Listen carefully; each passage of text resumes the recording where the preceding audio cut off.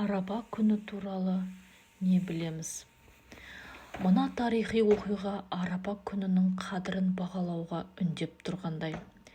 Әділетті халифа Омар ибн Хаттабқа яһудидің бірі келіп, «Я Омар, сенде бір аят оқисыңдар, егер сол аят бізге түскенде, біз оның түскен күнін мереке етіп атар едік» дейді. Бұл Құрандағы Маида сүресінің 3-ші аяты болатын. Аяттың мазмұны мынандай: «Міне бүгін сендердің діндеріңді кемеліне жеткіздім, және өздеріңе арнаған нығметімді тұтас етіп толықтырдым. Сондай-ақ исламның сендерге дін болуына разы болдым». Маида сүресі 3-ші аят. Аталған аят хижреттің 10 жылы ардақты пайғамбарымыз саллаллаху алейхи уассаламның қоштасу құтпасы кезінде қасиетті жұма күніне сәйкес келген Араба күні түсірілген.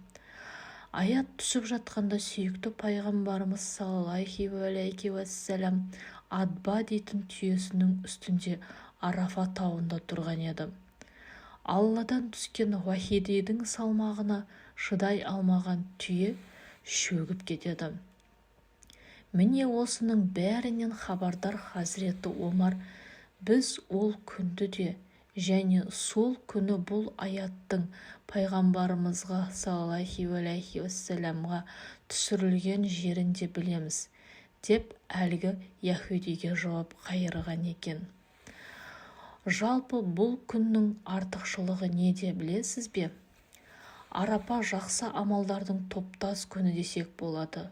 Бұл күні 5 парыздың бірі қажылық парызын өтеу үшін қажылар Арафат тауында болып Аллаға мінәжат етеді.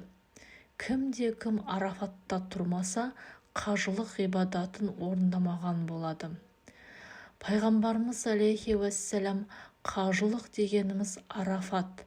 Кім Арафатқа үлгерсе, қажылыққа үлгерген болады, деп бұл күннің қадір қасиетін ерекше атаған. Абу Хурайрадан жеткен хадисте Зулхиджа айының 10 күндігі жайында Алла елшісі саллаллаху алейхи уассалам былай деген: Алла алдында Зулхиджа айының алғашқы 10 күнде жасалған ізгі амалдардан асқан сүйікті амал жоқ. Алғашқы 10 күннің ішінде біз сөз етіп отырған Арапа күні де бар. Зулхиджа айының алғаш күнін ізгі амалдармен өткізген секілді, Арапа күні сауап амалдарды молынан жасаған дұрыс. Арападағы негізгі ізгі амалдар мыналар. Бірде Алла елшісі саллаллаху алейхи уассалам Арапа күні ораза ұстау жайында сұрағанда, Арапа күнгі ораза өткен жылғы және келер жылғы күнәлардың өтемі болады, деп жауап берген. Олай болса, Зулхиджа айының 9-шы күнін, яғни Арапа күнді оразамен өткізу күнәларға кешірім болмақ. Арапада жасалатын ізгі амалдардың ең маңыздысын тізбектеп кетейік. Ораза ұстау. Дұға тілек жасау. Арапа дұға тілек жасауды арттыратын күн десек болады. Кім бұл күні Аллаға жалбарынып дұға жасаса, тілеуінің қабыл болуына себін тигізеді. Бұл жайында пайғамбарымыз алейхи уассалам, Арапа артықшылығы мол күн. Арапа артықшылығы жағынан қасиетті жұма күніне ұқсас. Ол жұмадан басқа күні жасалған 70 қажылықтан артық. Дұғалардың ең жақсысы да Арапа күні жасалған дұға деп айтқан. Сондықтан бұндай сәтті уыстан жібермей, өзіңізге дәл Арапа күні күллі жақсылық тілеңіз. Отбасыңызға бақ береке, ел жұртыңыз үшін амандық тілеп, алақан жайып, Алладан шын жүректен жәрдем сұраудан шаршамаңыз. Тәкбір ташриғ айту.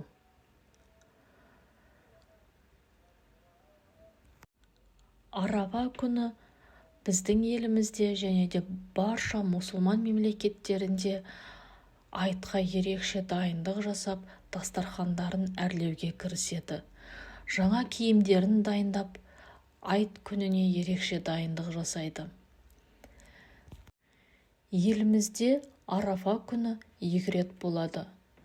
Яғни ораза айт мерекесінің қарсаңында, құрбан айт мерекесі қарсаңында.